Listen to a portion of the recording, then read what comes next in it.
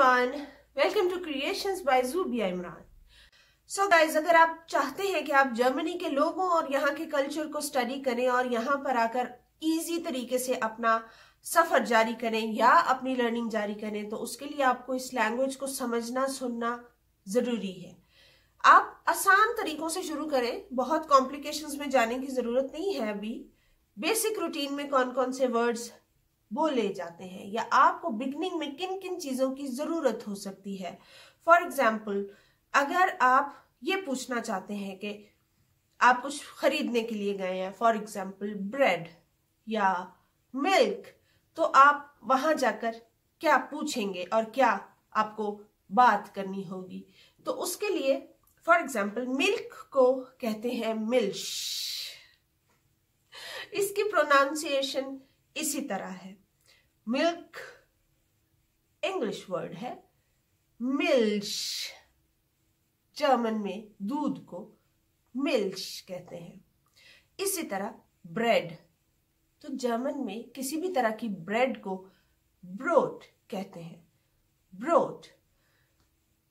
अगर आपको ये पूछना है कि ये कितने का है, हाउ मच इज दिस, तो आप पूछेंगे we feel costed, we feel costed.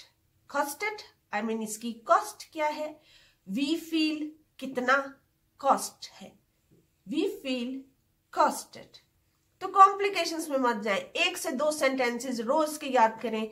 You will have fun and you will enjoy this language because this language is not so easy but this is so interesting to learn. Language को सीखने के लिए आपको 3 types off timings को सीखना पड़ेगा। For example, जैसे आप प्रेजेंट के दौरानिये को सीखते हैं या प्रेजेंट, हमने प्रेजेंट पास्ट एंड फ्यूचर के टेंसेस को बहुत अच्छी तरह से रट के याद किया। You remember that time, past present and future.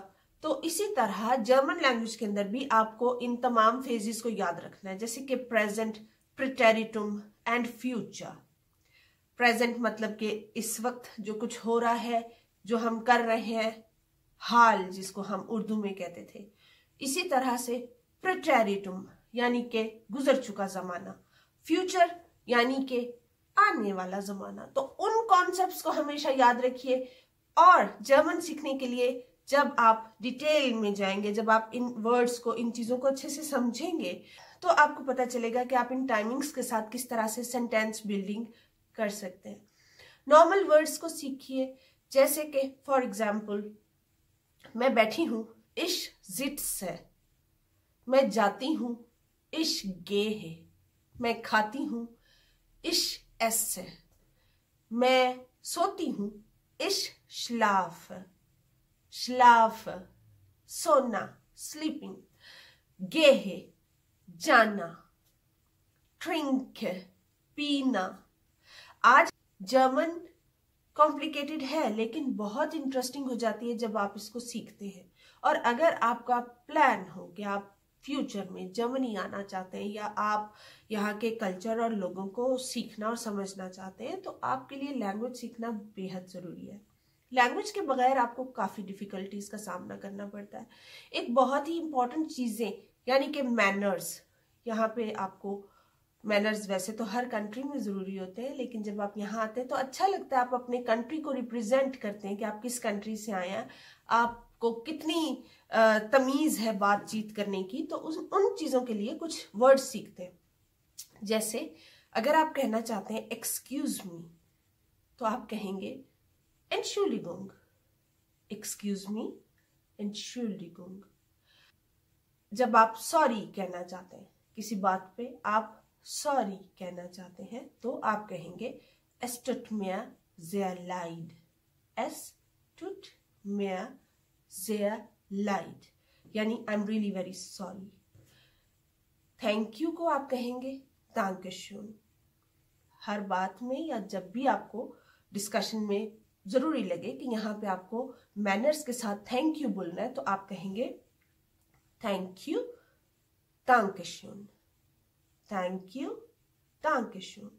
Sorry Entschuldigung, sorry es tut mir leid भी होता है। इन दोनों को आप एडजस्ट भी कर सकते हैं। एक्सक्यूज मी, एंटशुलिगुंग। और प्लीज को कहते हैं बिटे, प्लीज, बिटे।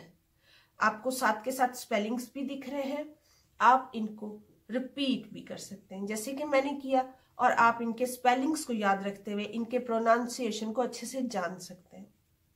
तो ये छोटी छोटी चीजें, छोटी छोटी बातें याद रखें। आई होप ये वाले लेसन्स या ये जो डिस्कशन हम करते हैं आपको जरूर हेल्प करेंगे। अपना बहुत सारा ख्याल रखें और इंशाल्लाह नेक्स्ट वीडियो में मिलेंगे। I would like to say subscribe my channel if you don't have done till now, because afterwards you can see all my updates and videos. Till then, take care. Goodbye.